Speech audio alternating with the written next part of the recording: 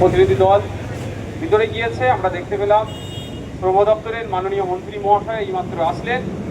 নিশ্চিতভাবে আমাদের প্রস্তাবগুলো ওখানে রাখবে। প্রস্তাবে কি কি আছে সেটা যখন ওনারা ফিরে আসবে আপনাদেরকে আমরা জানাবো। পরিযায়ী শ্রমিকদের স্বার্থে আমরা কি কি দাবি করছি। এখন আমাদের সামনে সংক্ষিপ্ত আকারে বক্তব্য রাখবেন আমাদের হুগলি জেলা নেতৃত্ব সাদ্দাম হোসেন ভাই। ধন্যবাদ। আইএসএফের চেয়ারম্যান বিধায়ক নওশাদ সিদ্দিকী ভাইজান থেকে শুরু করে আইএসএফের রাজ্য কমিটি, জেলা এবং প্রত্যেকটি জেলা থেকে আগত সহযোদ্ধা, সহকর্মী, সাথে সুধী নাগরিকবৃন্দ, এই বাংলার প্রতিটি আপামর জনসাধারণকে আজকে আমরা জানিয়ে দিয়ে কলকাতার রাজপথে আজকের এই মিছিল এবং ডেপুটেশন। আপনারা জানেন এই রাজ্য থেকে শিল্প কলকারখানা উঠে যাওয়ার কারণে একাধিক বাঙালি শ্রমিকরা, লক্ষ লক্ষ বাংলার পরিযায়ী শিক্ষিত বেকার যুবকেরা এই বাংলায় কর্মসংস্থান না পাওয়ার কারণে ভিন রাজ্যে তারা কাজে গিয়েছে।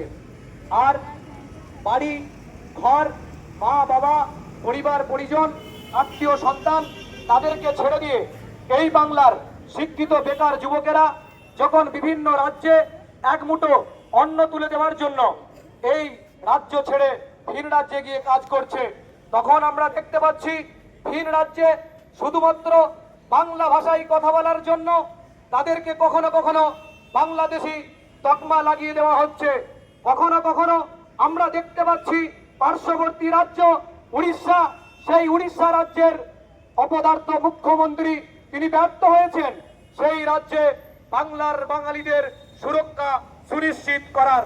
আমরা জানি শুধু উড়িষ্যা নয়, হরিয়ানা, মহারাষ্ট্র, গুজরাট, বিহার, উত্তরপ্রদেশ, গোটা ভারতবর্ষের বিভিন্ন রাজ্যে যেখানে বাঙালিরা রয়েছে সেখানেই বাঙালিদের উপর নির্যাতন, অত্যাচার, নিপীড়ন চালানো হচ্ছে।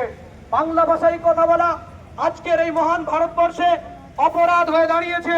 যেই ভাষার জন্য বাঙালিরা আন্দোলন করেছিল, যেই ভাষার জন্য গোটা বিশ্বে বাঙালিদের একটা পরিচয় রয়েছে, যেই ভারতবর্ষের বৈচিত্র্যের মাঝে মিলন মহান, এত ভাষা, এত বর্ণ, এত ধর্ম বর্ণের মানুষ গোটা পৃথিবীর অন্য কোনো দেশে পাওয়া যায় না।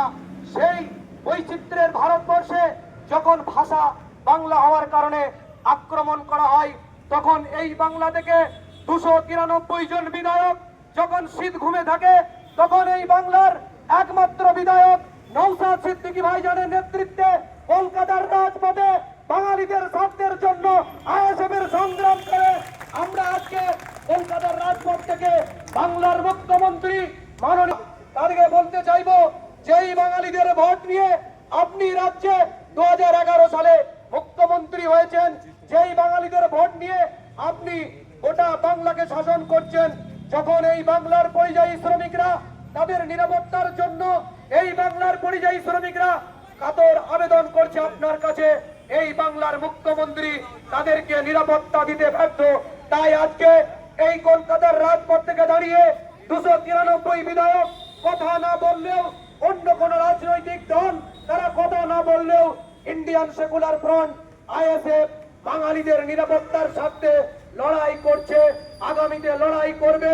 তারপরেও যদি মুখ্যমন্ত্রী এবং এই দেশের অপদার্থ প্রধানমন্ত্রী বিজেপি শাসিত কেন্দ্র সরকার যদি অবিলম্বে বাঙালিদের উপর নির্যাতন বন্ধ না করে, এই কলকাতার রাজপথ থেকে আইএসএফ এর নেতৃত্বে বিধায়ক নওশাদ সিদ্দিকীর নেতৃত্বে আগামী দিন আবার আমরা কলকাতার রাজপথে নামবো, যতক্ষণ পর্যন্ত বাঙালিদের নিরাপত্তা সুনিশ্চিতকরণ না হবে।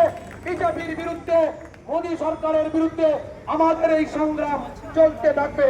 এই বক্তব্য রেখে আমি আপনাদেরকে বলতে চাইব, গোটা বাংলা জুড়ে খুন, সন্ত্রাস, হত্যার বিরুদ্ধে সমস্ত মানুষকে এক হতে হবে। আজকে যেই কলকাতায় আমরা দাঁড়িয়ে আছি, সেই কলকাতার ল কলেজে লয়ের ছাত্রীকে ধর্ষিতা হতে হয়। বাংলাতে বাংলার মেয়েরা নিরাপত্তাহীনতায় ভুগছে।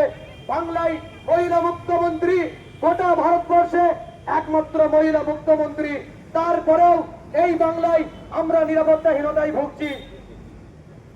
রিসেন্ট দিল্লিতে মহিলা মুখ্যমন্ত্রী হয়েছে, তারপরেও এই বাংলায় মহিলা মুখ্যমন্ত্রীর আমলে আমরা কেন নিরাপত্তাহীনতায় ভুগবো?